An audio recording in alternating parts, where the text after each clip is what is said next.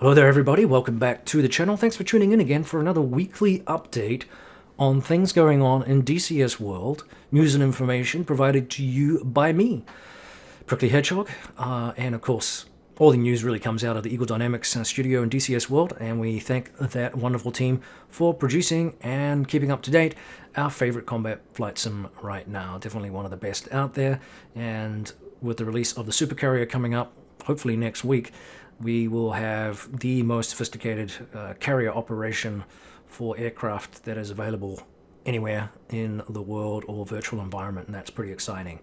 Now, not too much going on this week in terms of new news or revelations. Business as usual, of course, for DCS World and the Eagle Dynamics team. So let's begin with the Merge for the Cure event, which is going on right now.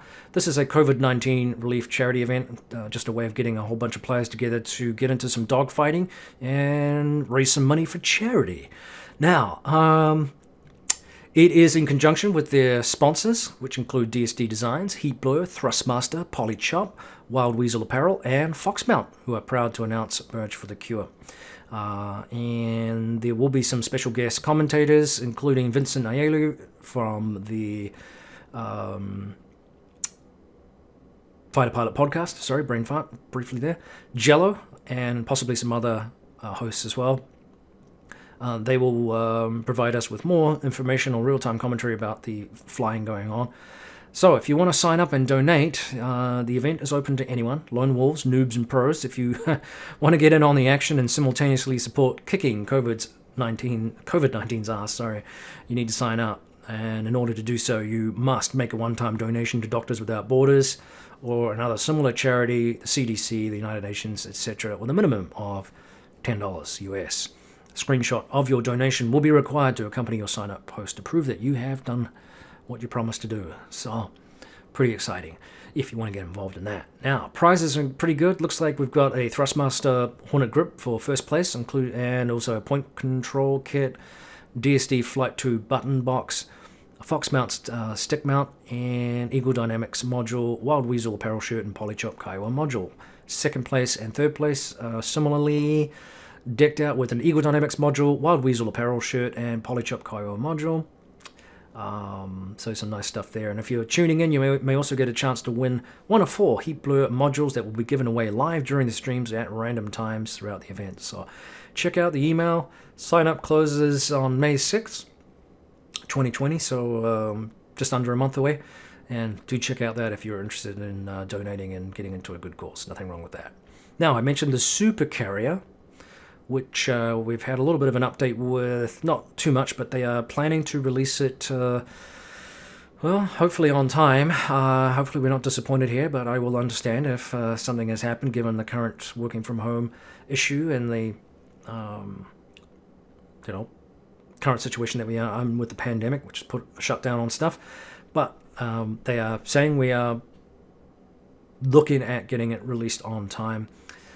Night Carrier Ops here, they're saying that the deck crews, uniforms have been improved to better reflect light sources, and we can read the detailed FAQ here. If we go to the detailed FAQ, it's pretty much what I've already brought you. I won't go through all of this just because some of this has been covered, I believe, in my previous video. They are looking, I'll just give you some summation, but they are looking to make the F-14 compatible with it. They can't promise it's going to occur by the early access launch 100%, but they are certainly going to be ready shortly after that. The plane director marshals, will they work to the AI catapults? Yes, they will be directing AI to the AI, sorry, they will be directing AI to the AI catapults. That's what I think I'm reading here. There's a little bit of a typo here with the way this is phrased. But anyway, it's confusing me. So yes, the design specification of the module will come after the initial early access release. We also plan to have plane director guide aircraft out of their parking location and hand off to the aircraft to another plane director to guide the aircraft to the catapult. Once the aircraft is close behind the jet blast deflector, the aircraft is then passed off to the plane director on the catapult. Once an aircraft lands, we will also include a plane director to guide them off the landing area. They will include a salute animation for the Hornet pilot, which will also include some updates to the Viper pilot as well. So they're including some new animations there. I don't believe the Viper pilot will need to salute because he doesn't normally, or she doesn't normally launch from a catapult, just from a shore-based landing strip, just to be clear. There is a key command for the salute, and at this time they're not anticipating having us be able to collide with the deck crew, although that is theoretically possible. One of the most dangerous environments on the aircraft carrier is actually the flight deck, of course, because there's just so many different hazards you can run into, walk into, be pinched by, be sucked into, be clipped by. It's not a place for the non-wary, and it's not a place for those who have a reckless disregard for personal safety. There's a lot of things that can maim or kill you on an aircraft flight deck. So, but anyway, right now they don't have a possibility for us to collide with the deck crew, but they are going to include a self-preservation logic to avoid collisions. The elevators, they will be working for AI aircraft, just to prevent overcrowding. Later, with the inclusion of the air boss station, will also allow players to manually raise and lower them, which is cool. Will the hangar be included? Yes, the modeling, is already underway. However, given that pilots never get into and out of the aircraft in the hangars, this is a lower priority and is scheduled for a later date.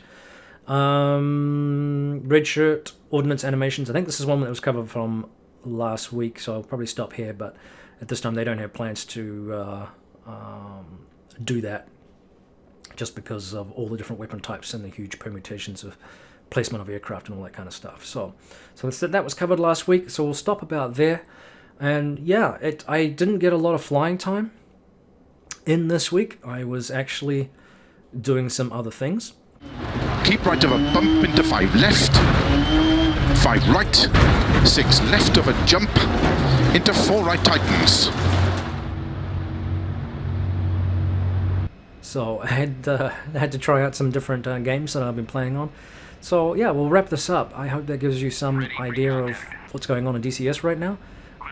Sorry it was a brief update. Sorry there's nothing else new. We've been very, very spoiled in the last few weeks with all these interesting announcements, including the Eurofighter Typhoon by True Grit virtual simulations. Now, if you're wanting to find out more about that, actually, I will direct you to Grim Reapers. Supercap did a really nice interview with Gero from who was the lead pilot and who was a test pilot actually for the Typhoon, but also is the basically the president of that particular company. So it's a really, really good video to watch if you want to learn more about that. So, alright guys, this is the end of the video, so I will wrap up for now. We'll see you next time. Thanks for listening, thanks for tuning in. Don't forget to like and subscribe, and I will see you around.